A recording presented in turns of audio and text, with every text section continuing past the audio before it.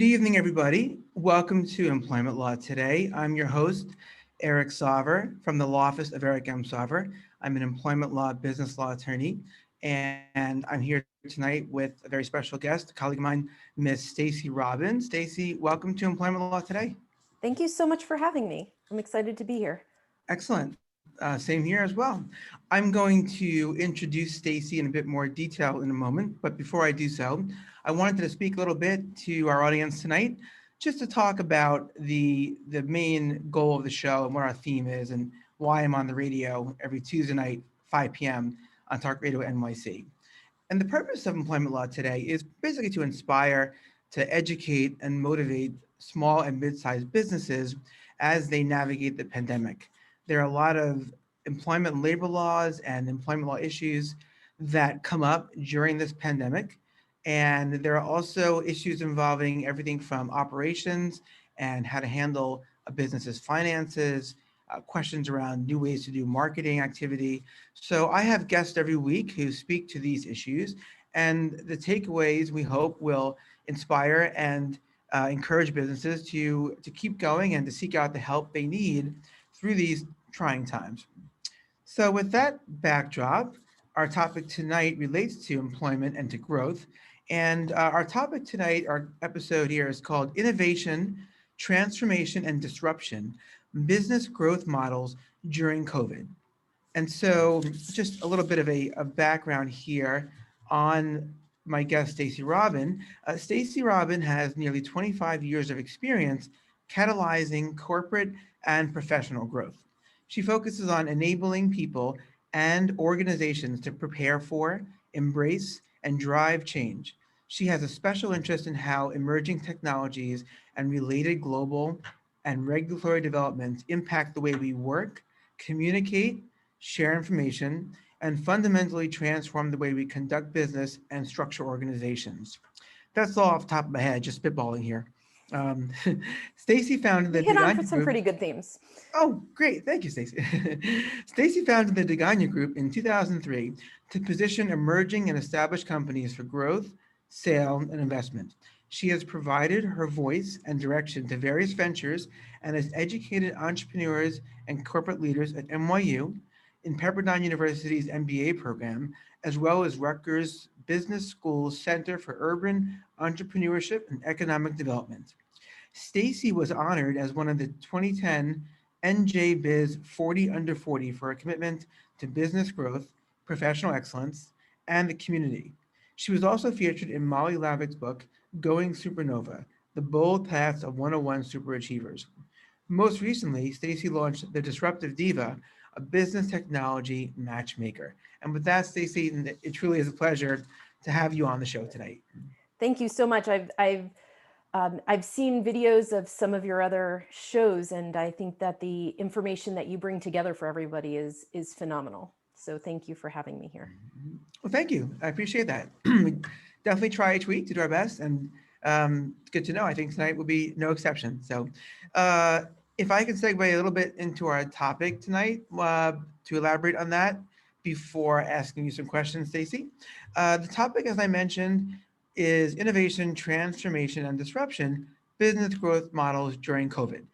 Many business consultants and growth accelerators, they use these terms, we hear it all the time, innovation, transformation, disruption, and they use these terms to describe how a company ought to achieve long-term growth and operational efficiency. And so the question comes up, how are each of these terms translated into concrete actions for small and mid-sized businesses, especially during the pandemic? What model or what combinations of models are best suited for your business? And so Stacy and I are going to discuss this topic tonight, among others. And so I guess without further ado, Stacy, if I can jump into the first question, and I'll turn the floor over to you because I really want to hear what you have to say and share your wisdom with our guests tonight, our audience tonight, I should say. In that regard, question I had, Stacy, was what operational or spending factors should companies be evaluating if they're facing losses in revenue due to the pandemic? That's a great question. And the answer, people are going to think I'm an attorney, is it depends. It really Oh, that's depends. really good. And you're talking to small and mid-sized businesses, which Mhm. more than any other are so unique. They can be, they can certainly be in different industries, and you can't compare a restaurant or a salon at this juncture in time to a professional service firm, right? Mhm. They're experiencing very different kinds of issues, but that doesn't mean they're not experiencing issues. But in the small and mid-sized business world, it doesn't matter if you are in the exact same industry doing the exact same thing. There are fundamental differences between organizations, the culture, the people, where they're located, how they work together, the tools they use, the expertise they have in-house, how they came to be, their leadership. I could go on, and I think you get the idea. So it's really important for each business to understand that there's no silver bullet that's going to work. They really have to evaluate the advice out there carefully for themselves, because doing the wrong thing for themselves could be dangerous. Doing the wrong thing that people are touting as the right idea. And I'll go to, when the pandemic started, Mhm. most businesses froze at first, right? Mhm. People wound up at home. They wound up in situations that were generally foreign to them. They wound up with different kinds of headaches or issues that they weren't used to dealing with, challenges that they were trying to address. They didn't know how long this was going to last. Some people thought a week, some people thought 2 weeks, some people thought much longer than that. And businesses froze. This was scary. It was a scary time. It was a challenging time. But after a while, businesses started to unfreeze and say, we need to do something. And that's when I saw there were really three challenges. There were three challenging responses. And the first is to take advice without evaluating it. And going Mhm. back to what I just said, every business leader and every organization, every team needs to say, does this really make sense for me? And the Mhm. best example that we've discussed before is during the recession back in 2008, 2009, there Mhm. was an article that was written in a very well-known magazine for small businesses. And the advice was how to get paid during a pandemic. And Right. I Yes, yes, cringe yes. at the title because a lot of businesses right now are so focused on maintaining relationships Mhm. with clients and customers and the we're all in this together mentality. And this person was advocating for calling people even before invoices were due, for calling them every day, for calling until you get through to people, leaving aggressive messages. It was a very interesting mentality. And that's not to say that won't work for certain types of businesses that don't need to maintain relationships. Right. But most businesses probably won't do well taking that advice today, especially with the amount of feedback that people can read and that's available to them. The Hmm. second problem people see that I see often is the shiny new object syndrome, right? Mhm. Oh, that's the coolest technology that must solve all of my problems, or Sure, that's sure. the greatest new phone that's going to make everything work. Mhm. And people find it's exciting, but it can be expensive. It could be a hassle to implement, and it's not always the end all be all. It's a tactic. Mhm. If you're strictly looking at a tactic, how does that relate back to your strategy? What are you trying to achieve? And does this even make sense? Right. And the third is the common response to when people are challenged, they get scared, they panic. So they want to make sure the choice they're making is going to be the right one. So they follow the crowd, right? And frankly, Mhm. Me Too is a movement. It's not a sound business strategy, not if Okay. you want to stay competitive. So you have to, again, look at why am I doing this? So Mhm. when you go back to operations and everything you started asking about, it really goes back to your foundation. What is your vision? What is your mission? What are you trying to achieve? Let's start there. Because if you start uncovering the foundation, it helps you make better decisions. What can be changed and what should never be changed? A lot of businesses define themselves too narrowly, right? They define themselves in terms of what they do rather than the value they provide.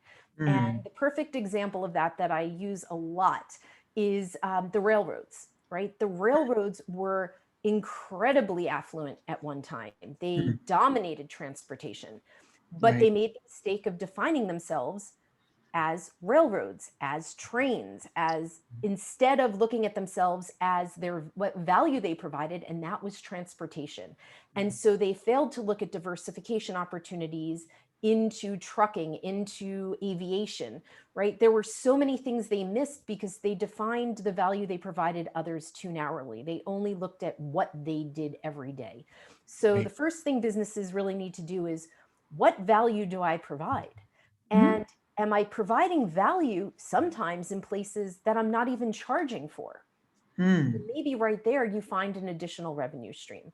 But go back to, what am I trying to do? What value am I trying to provide?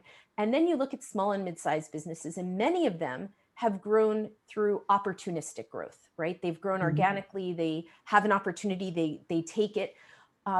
This is a good time to step back and look at deliberate change and growth. What did I want to become? What direction do I want to go in? Where am I Right. now? Where did I want to be? How do I reconcile that? Do I need to change what I'm thinking? Do I want to try to go back to where I originally aimed for? Mm. So there's a lot to consider when you get into that foundational piece. Then it goes into, once you decide what should change, what shouldn't change, then you need to think about strategic agility. How are you going to get where you want to be? So yes, you should pick a path and stick with it, but that Mhm. doesn't mean you should have blinders on. Things Mhm. out there are changing. So many things are changing that influence an organization. So if you don't stay agile, if you don't respond to what's going on in your environment, you'll have a dated strategy that may or may not work. Um, Right. The old adage about being able to pivot and sort of adapt exactly. on, as opposed to just having like a straight sort of relentless headlong forward assault in whatever direction you had chosen pre-pandemic, let's say. Hmm. Right. And it goes back to what you might have heard people who are financial advisors say, right? You don't want to change your strategy every week, right? Mm. Because then you may never make any money in the markets. But you want to pick a strategy, you want to think about it, you want to be deliberate about it. But Mhm. if something is showing up there, if something's disrupting you, to go back to some of your original themes, don't be blind to it. Right. Um, I hear a few themes, Stacey, if I may jump in for a minute. I mean, sure, it's please. fascinating just to kind of tease these out here. It's, we hear the Simon Sinek and the question of why, asking why, right? Why do people buy or use my product or my services? Why am I doing this? What's my vision? But I hear a lot of this sort of the question of what, and maybe they're sort of related, but what value do I provide? What is my focus? What am I trying to do? What strategies have I tried or not tried? So it's interesting that, and to have that question of what come into the picture. And I think it's an important one because, as you mentioned, it's part of one's foundation. I mean, certainly the why, the motivation for why are we doing what we do, or why should a client or why should a customer come to me, Eric Sarver, or to you, Stacy Robin, whether it's why in terms of how we distinguish ourselves or why in terms of what value can we bring to them.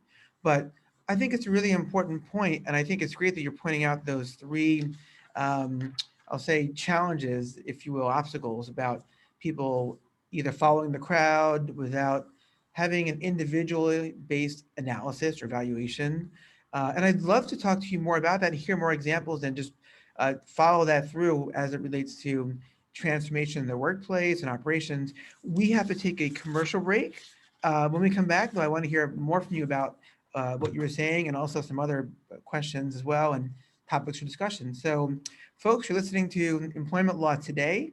I'm Eric Sauver, host of the show here on talkradio.nyc. And I'm here with my guest, Stacy Robin, founder of the Degania Group and the Disruptive Diva. Stick around and we will be right back. You're listening to Talk Radio NYC at www.talkradio.nyc. Now broadcasting 24 hours a day.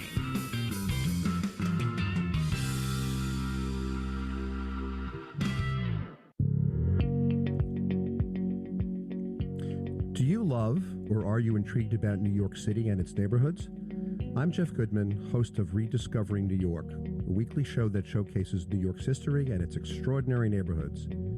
Every Tuesday live at 7 p.m., we focus on a particular neighborhood and explore its history, its vibe, its feel, and its energy. Tune in live every Tuesday at 7 p.m. on talkradio.nyc. Are you a conscious co-creator? Are you on a quest to raise your vibration and your consciousness?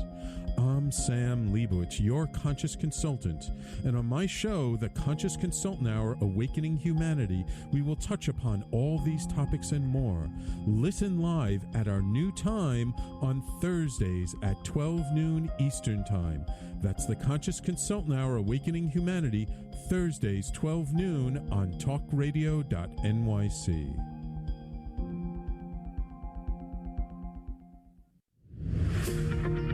Hi, I'm Graham Dobbin. Join me every Thursday evening for the Mind Behind Leadership here on talkradio.nyc. We speak to people from business, sport, military and politics, all around what makes a great leader. The personal experiences of what's worked and, maybe more importantly, what hasn't worked. So that's 7 o'clock every Thursday evening, the Mind Behind Leadership here on talkradio.nyc. Listen to real stories of real leaders. You're listening to Talk Radio NYC. Uplift, educate, empower.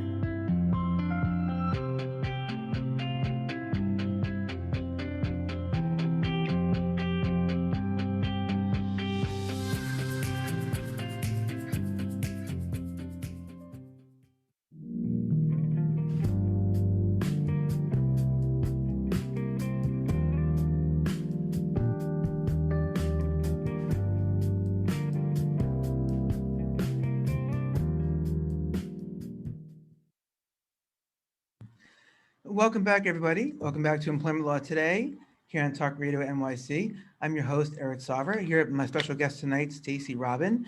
Stacy, some really great points here, and I want to sort of turn the microphone back over to you to hear more about how you are advising your clients, or even just maybe keep more general than that, because I want to respect your confidentiality and the privacy of you and your clients, of course. But if we can talk about the hypothetical, perhaps to listeners tonight, people who are small, mid-sized businesses who are listening and they're wondering about whether they should be transforming or how they can be more innovative, how they can reevaluate their value of their services. And so I wanted to perhaps get more into that piece, the part you mentioned about the railroads and companies reevaluating their services. What value can I bring to the table? Question I have is, what types of added values have you seen from companies during the pandemic? That's a great question. Mm-hmm. A lot of them are going to improve, they're moving to improve their relationships with their clients and their customers. How can I do more for what my customers and clients need and want at this time? And they're doing it almost at a cost to themselves, because at this point, it's more important for them to maintain a business than to necessarily maintain significant profitability. They want to stay in business. They want to remain a going concern, but I'll make a distinction there. I've seen a tremendous difference with local businesses, the real small, local, regional businesses that have a real commitment to their people. And I've seen those businesses make decisions that are not necessarily in the best interest of their business, but in the best interest of their employees. So it's very interesting to see where they're adding value. And for some, it's for the people who have been loyal to them. And to go back to what you were saying, you make a great point with the why. And that's important, because if your team understands the why, they understand what they're all working together towards. And there was a great team, I forget what drug company it was for, it might have been Genentech. There was a team focused on beat cancer, right? Now, everybody on that team had a different role, no matter what it was, but they were all working towards something so significant that they could come in every day, wake up every day, and knew exactly why they were doing what they were doing, because they were all contributing in some way to beat cancer. That's significant. Not every company has such significant goals, but they're significant in different ways. And you're part of a team trying to achieve something. And the what and the how follow. What are we going to be? What value are we going to provide for the why, right? And when you understand the what, then it's the how are we going to make this happen, right? And that goes back to the day-to-day, the questions you were asking about operational efficiencies, cutting costs. A lot of businesses, before they even get to innovating, they, business owners need to take a step back from the operations and think about running their business. Right. It's interesting. I'm sorry, go on. A lot of business owners use models, they use dashboards. Today, dashboards are the in thing, right? I have a dashboard to track XYZ. Some people want to focus on their financials. Some people want to focus on their supply chain, something that's a very big issue right now for a lot of businesses, but that's an entirely different discussion. There's a lot of focus on dashboards, and those are great for focus, for how things are going, for the day-to-day operations. The caution, and even beyond dashboards, one of the things that we've seen emerge over the last number of years is data. There's a tremendous amount of data that we can collect in any area of our business, about our industry, about our customers, about our everything. And now we've seen more significant players emerge in data analytics. So now it takes all that data and it's actually doing something with them, whether it's Google Analytics telling you about your search engine optimization and how things are going online for you, to companies that are able to provide analytics about other things going on. The problem is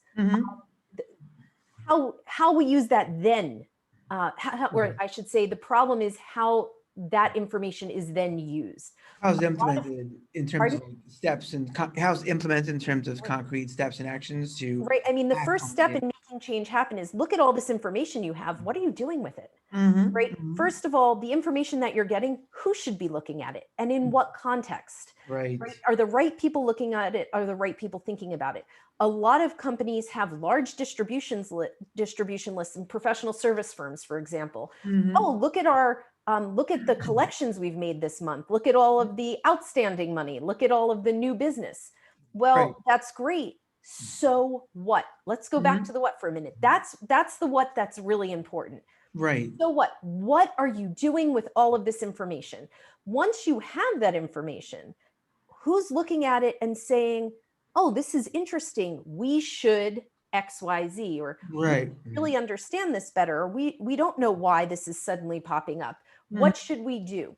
And once you have those conversations, is there actually a path to take to do something about it? Right? Once you get all this information, sorry, go ahead. You were going to ask. No, that's all right. If you want to finish that thought, I will jump in a moment. But yeah, I think it's great to have dashboards. I think it's great to have models. You can really keep a finger on the pulse of what's going on in multiple areas of your business. But the question is, are you just looking at it, or are you actually using it? And that's the first step in changing things, in being efficient, right? Are you using the numbers properly? Do you really understand what they're telling you? And how are you using them to make your business better? Right. I mean, I think that's all great points there, Stacy. What I'm hearing is the importance of, and it's funny you mentioned that about the data, right? It's important to have it, to gather it, to look at it, but also to understand it and to know what action should then follow from the knowledge that you gain from the data. Who decides in the business what action to follow, and what do you base that on? Is it based on, okay, this data shows that we might profit more by doing more of, let's say, service X, or producing, twice the amount of product Y if we have it, or maybe this data shows that, our product is less and less relevant over the last 10 months in the pandemic, because our product is mostly for in-service, say, meetings or conference space. And let's say people are not gathering in service and conference space. So do we pivot to a virtual online conference? But it's interesting how you talked about the why pursuing the what, and it seems that they're so interconnected. I mean, that if you just have the why, it seems like you wouldn't even have the why without the what, and vice versa. In terms of just knowing, okay, why am I getting up in the morning to go to work for this company? Well, we have a goal, we have a vision. And what is that vision? And then the same, likewise, well, what is the vision? Well, how is it a vision? Why is it a vision? Well, because, And then the answer to that question is kind of like almost the why, coming back to you. Right. Uh, It all converges. Yes. Yes, and so it makes me think about, say a company perhaps coming to you, one of our listeners tonight, and saying, I have these Google Analytics, I have all these companies that are analyzing my data, my stats, and how many sales we're making, or how many collections we have, or how many potentials we're turning away, how many return on investment. I wonder how some of this might play in with the concept of transformation or disruption, say, Great. with a company, like say within a field, as those terms are used so often: transformation, transform, disruption, disrupt, disrupt like, what are we disrupting? Is it disruption internally? Is it within the industry, within the company? Could it either or, right? So. Well, it's a great question. So you have all these terms being thrown around, right? Innovation, transformation, disruption, digital disruption, right? And, maybe we should take a few steps back and look at them. They're defined different ways for different organizations. Okay. But innovation, a lot of people confuse innovation with invention, right? Invention is coming up with something brand new. Innovation is really just making something better. Right. And that can go in any direction. It doesn't have to be something new. It could be something you had stopped doing that you should bring back. It could be something others had stopped doing that you're going to bring back in a different way. Innovation is not about moving mountains necessarily. It can, but it doesn't have to be. So it's simply something that you're making better. You're making something better. You're improving it. So a lot of times people hear innovation and they kind of get choked up with oh, geez, I better come up with this great overhaul, massive idea. A lot of going back to the models we were just talking about and what you were saying, everything coming together, innovation can simply be using those numbers to say, hey, maybe we should think about this way. But innovation can also be how you choose to look at those numbers. One of the most interesting TED Talks I heard was about a woman talking about the human, what human interaction, what human pieces are we missing from the data? Data is very two-dimensional. So what are we missing that the data isn't telling us? So for example, let's say you have a sales team of 5 people. Right. You bring on a new salesperson. That salesperson is just not hitting the numbers you expected them to hit. But you look at the numbers and all of the other salespeople, their numbers are growing tremendously. And you see other types of engagement with that team. Well, if you take a step back, you could just look at the numbers and you can say, well, all of the other salespeople are doing really well right now. Why can't this person meet the numbers I expected them to meet? Or you could say, maybe there's a connection here, right? What's really going on in this team? Maybe that person is actually motivating all of those other people, or, creating more of a team, or creating, driving these people differently than what we had before. Sometimes you have to look beyond the numbers to get to what they're telling you. So Bringing value, right? I mean, so are you looking at the numbers differently? How can you look at the numbers differently to learn new things, right? There's the numbers are very similar to business models, right? You can look at business models and say, oh, what are the forces driving the market? What are what regulatory issues, or what political, the political economic issues that I should be aware of that could influence my business, right? You could do a standard analysis, or you could take a step back and change the way you're looking at things to see if you can improve anything. It's interesting. I mean, I just want to jump for a moment back to that example of the Salesforce and the employee that, say, looking myopically with a limited view, you might just say, well, if the sales numbers are lower than their colleagues, then they're not performing well, they're not a good asset to our team, and therefore we should blank. And you might think, demote them, get rid of them, put them on probation. But what I hear you saying, Stacy, if I'm correct in hearing it, interpreting it, kind of goes back to the points about companies reassessing and evaluating their employees' value and how that's defined, and not being overly narrow. So if that person is a team builder, is a connector, if they're maybe they can step into a role as a mentor somewhere in the company. Maybe they have the skills to help others succeed. And so should they be in a slightly different role? Or so I think it's an interesting point. And I know I also want to mention another unrelated point that we have to take a commercial break. But I very much want to hear more from you. This is like really fascinating. I love these type of analytical discussions and just encouraging our listeners to think outside the box. So we'll be right back, folks, with Stacy Robin from the Degania Group. I'm your host, Eric Sarver, here on Employment Law Today on talkradio.nyc. Stick around. We'll be right back. You're listening to Talk Radio NYC. Uplift, educate, empower.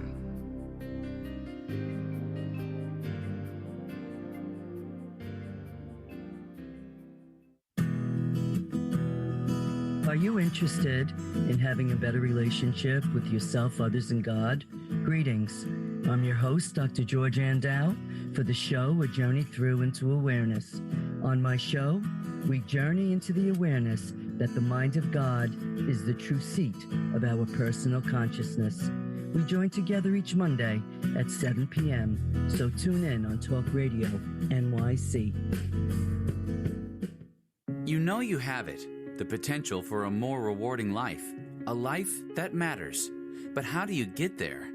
The answer is in a best-selling book by the coach of the successful and wealthy, Ken D. Foster, The Courage to Change Everything, Daily Strategies and Wisdom to Awaken Your Hidden Genius and Transform Your Life. With this powerful yet amazingly simple daily guide, your future is in your hands. You will be empowered to unlock your potential, bring out your true gifts, increase your wealth, and take your life and business to a new level. Get your life-transforming copy of Ken D. Foster's The Courage to Change Everything by going to couragetochange.us. That's couragetochange.us. Quite frankly, there's no other book like this. Imagine what your life could be like if you had at your fingertips the success principles to create the life you've always wanted. Are you ready to live your dream? Go to couragetochange.us. You're listening to Talk Radio NYC at www.talkradio.nyc. Now broadcasting 24 hours a day.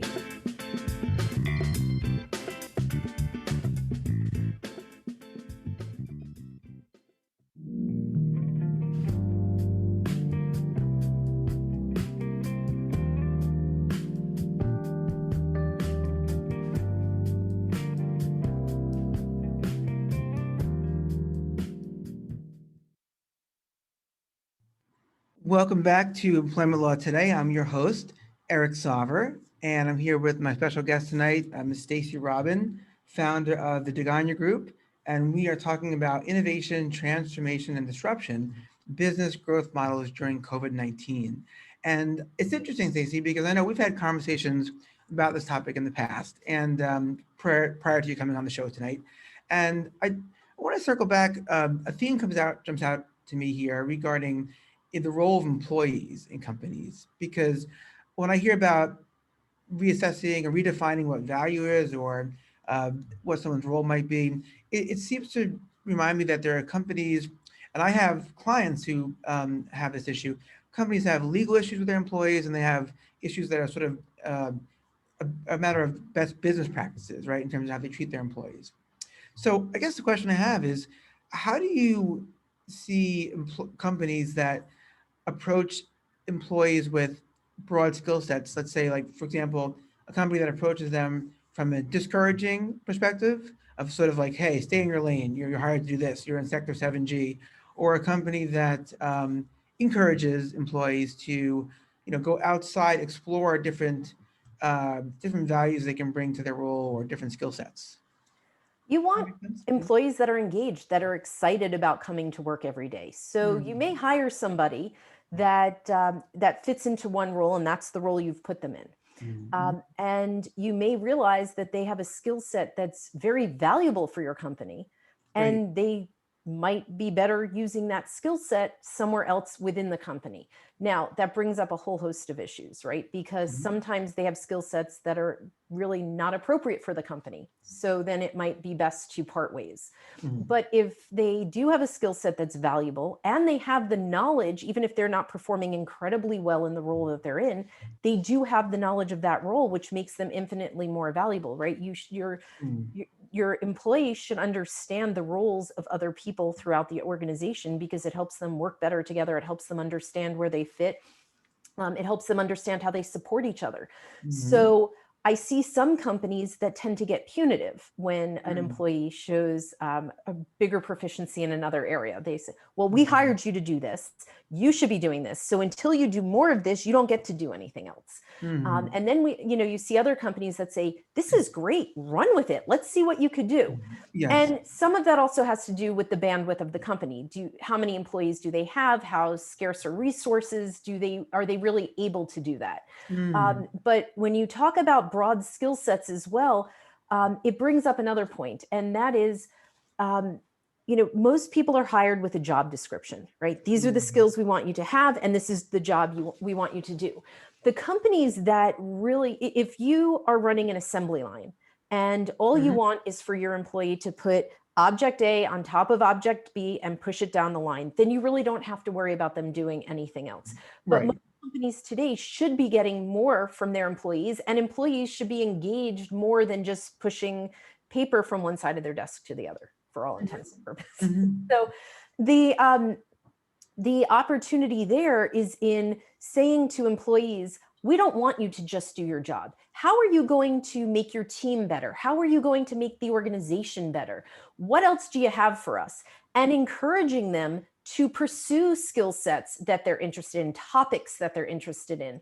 And in a lot of companies, that's difficult because they allocate that resource to do that job, and there really isn't a lot of wiggle room, right? A lot of companies don't have the resources or they don't have the luxury of allowing people to spend 50% of their time pursuing other interests. So the real issue becomes, how do you motivate people to learn on their own time, if that's what's necessary, or to go above and beyond? And that goes back to innovation, disruption, transformation. If your company is going to embrace change, the culture is going to change. The skill sets you need are going to change. Your employees' understanding of the organization, of the technologies, of your customers, of your clients, of whatever it is they're interacting with, and more, it's all going to change. So the more you encourage them to broaden their knowledge, the better. And then on the flip side, the more an employee has been exposed to things beyond just a very, very narrow focus, chances are that's going to show up in their ability to contribute, to be creative, to bring other thoughts to bear. If someone is also a musician, if they know multiple languages, that changes their perspective on things, right? We talk about diversity and inclusion today, and we talk about it a lot, and there's always an issue du jour, right? But if we don't focus strictly on that particular area of diversity and inclusion, if you look at it in a much broader sense, where did people grow up? What culture how were they raised? Did they follow a very traditional path and never step outside the lines, or did they challenge things? Did they have different experiences growing up? And I as an employment attorney, you may have ways that those things can or can't be discussed. I'm not commenting on the legalities of understanding that, but the more you encourage a well-rounded skill set and experiences and push for that, the greater the opportunity is going to be to not have the employee just stay in their lane in sector, I think you said G7. 7G. It was sort of a joke for Simpsons fans out there. Homer Simpson worked in 7G. He just sort of, put parts together and then went home, ate donuts, and fell asleep. So it was a little bit of a joke for any Simpsons fans. Missed that one. Oh, okay. But, if I could jump in here for a minute, just some observations, if I may, because I get excited about employment issues with employer-employee relations and dynamics, and part of it, perhaps, all these years of being an employment law attorney. But so, one thing I heard was motivation of employees. And often when that phrase gets discussed and thrown around, let's say, like for my clients, they have a business, they're an employer, they want to motivate and incentivize their employees, and I'm drafting their employment contracts. I've seen that many businesses will kind of stick to the old belief that you incentivize just with more money, right? Or perhaps a raise, or sort of the carrot, dangling that if you do more, you get more. If you create something, you get a certain percentage, or some stock options. All, of course, right, very valuable, viable ways to encourage, motivate, to show an employee their value. But I also hear you, Stacy, talking about something that I don't think people in business think about as much, perhaps, which is you can also motivate your employees. Sure, pay them what they're worth and value them, but encourage them by way of honing their skill sets, honoring their talents, encouraging them to explore their talents, and perhaps having them bring a different perspective to their job, giving them some leeway. And you mentioned, well, not every company can afford, let's say, they give someone, an employee, 50% of their time to read up on new techniques of digital marketing and whatnot, but certainly perhaps maybe they can afford to give them 10%, to say have a half an hour time that's sort of allocated to exploring, new roles or new theories of how to do their job. So I think it's an interesting point that you raised there. And then the idea of diversity inclusion, which is a big topic in my field, because I'm trying to help companies avoid discrimination lawsuits. And one of the benefits of having a diverse workforce from a perspective of ethnicity, gender, sexual orientation is that people bring a wealth of perspectives, and your marketing message can be much more in touch and not tone deaf. I had this conversation last week with Simone Sloan from Your Choice Coach about diversity and inclusion. But I think it is also important, as you mentioned, to think of inclusion on a broader base than that as well. As you mentioned, somebody grew up in, let's say, a really hard, difficult situation, and if so, did their ability to overcome that show a certain resilience that right now in a pandemic, resilience is a very important skill to have. So I think it's really good to know that about your employees. And is that something that you often will advise businesses to do? Whether, when I say that, I mean, do you advise them to look into their employees' background, or to hire people that have interesting backgrounds in other positions, like in music or in philosophy? It depends on their culture, what they're trying to achieve, obviously.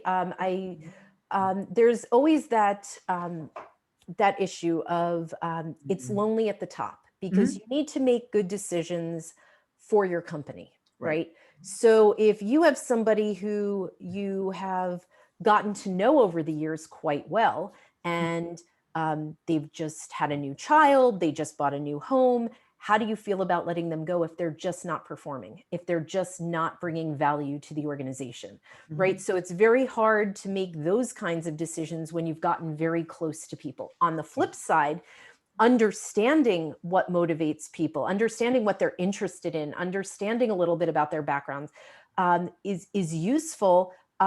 It's also an interesting way to think about your business, because when you bring all of those diverse perspectives together, you don't want everybody to stay in those lanes. A lot of business owners and even leadership teams feel that it's on them to transform, respond to disruption, innovate, but it doesn't have to be on them. And a lot of times they also just pick the top performers, but the top performers tend to be the people who stayed in their lanes, right? They picked the people, they hired the people that got the right grades, went to the right schools, had the right background, followed the traditional path.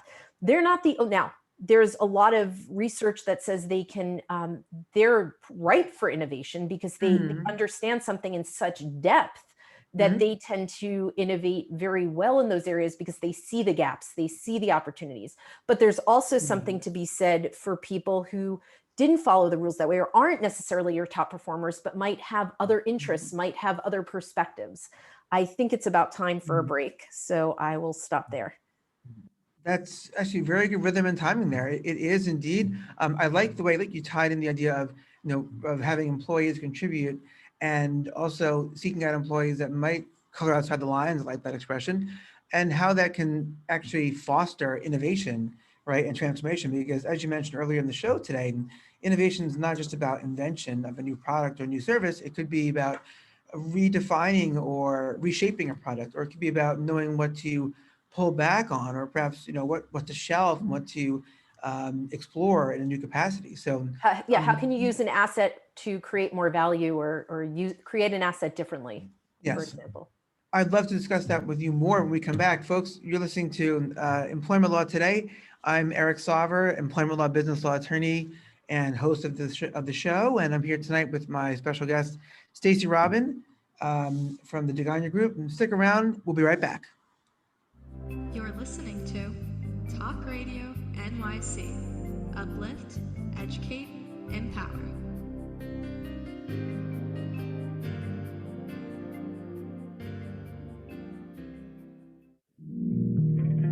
Are you a small business trying to navigate the COVID-19 related employment laws? Hello, I'm Eric Sarver, employment law business law attorney and host of the new radio show, Employment Law Today.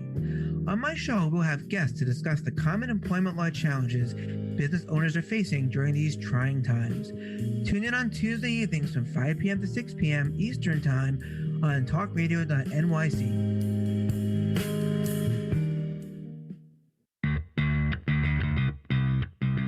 Are you a business owner? Do you want to be a business owner? Do you work with business owners? Hi, I'm Stephen Fry, your small and medium-sized business or SMB guy, and I'm the host of the new show, Always Friday.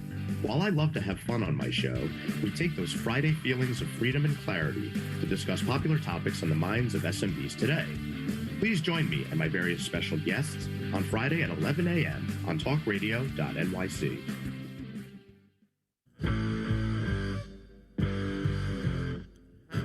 Do you run or are ready to open your own business? Hi, I'm Jeremiah Fox. I've been operating and opening small business for the last 25 years, and I'm the host of the new show, The Entrepreneurial Web. Tune in every Friday at noon Eastern Time for insights and stories on the nuances of running small business right here on Fridays at noon, talkradio.nyc. You're listening to Talk Radio NYC at www.talkradio.nyc. Now broadcasting 24 hours a day.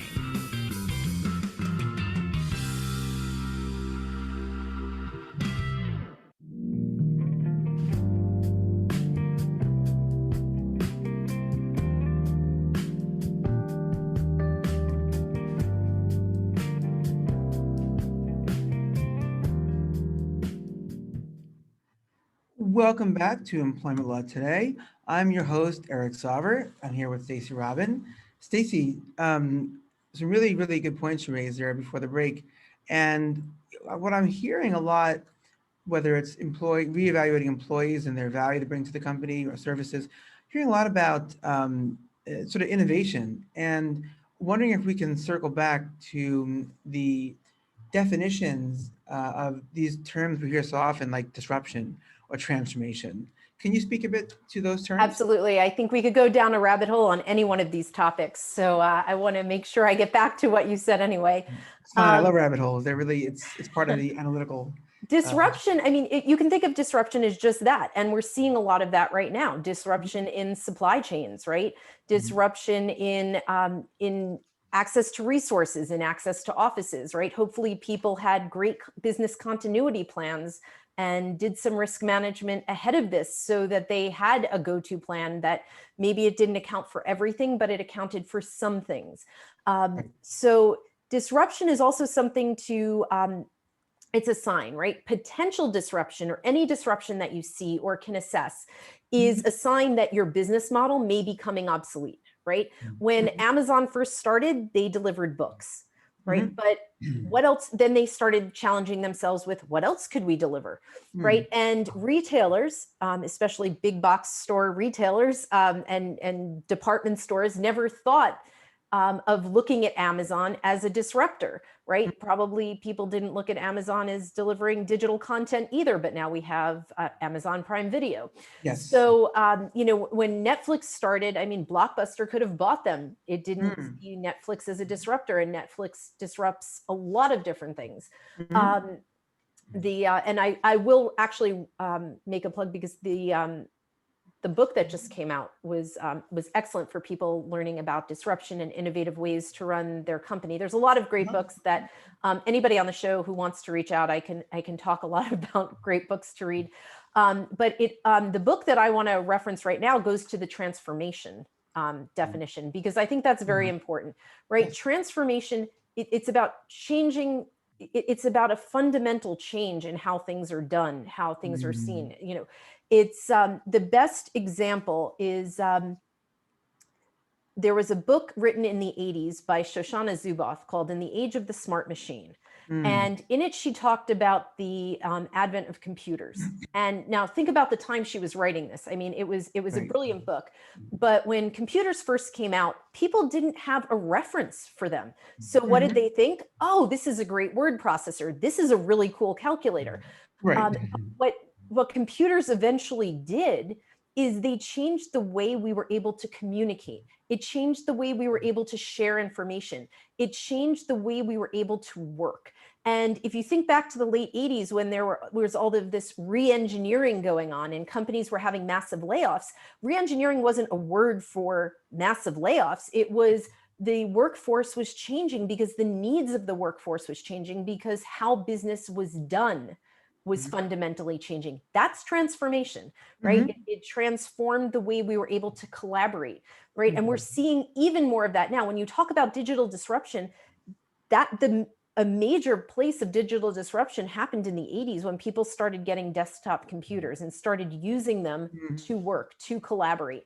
Now we're seeing that even more because the tools are developing faster. They're allowing us to do things at a greater speed. People, their lives are, I mean, think about the companies that were able to move their processes online so people could move ahead with their lives, from mortgages to financing, right?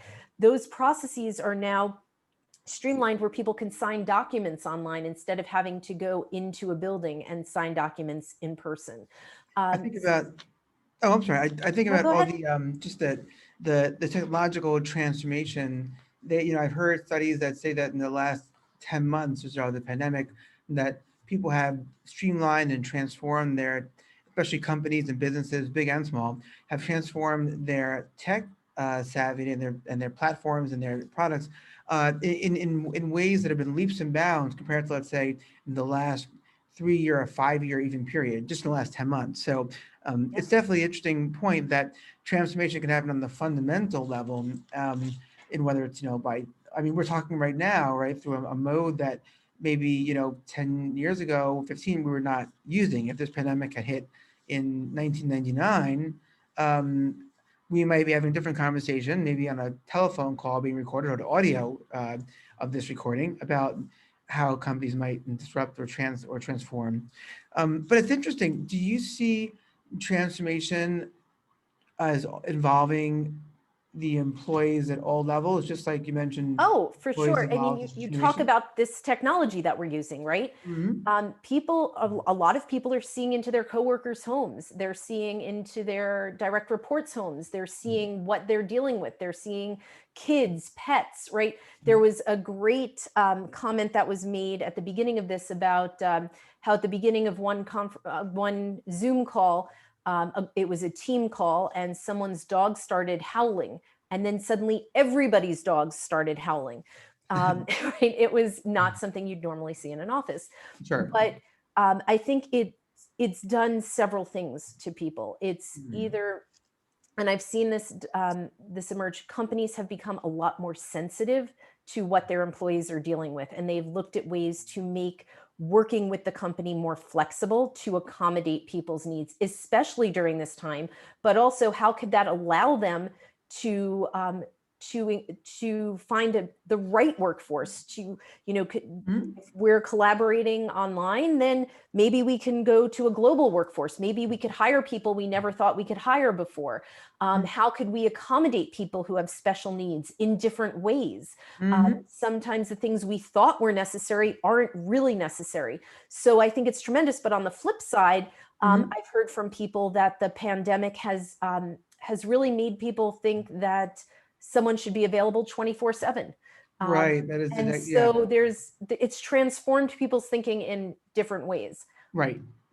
And it's interesting because what I see as interesting is that, each of these terms like transformation, innovation, disruption you can be talking about it from a negative perspective, the disruption in the workforce, the breakdown of businesses, being ground to a halt.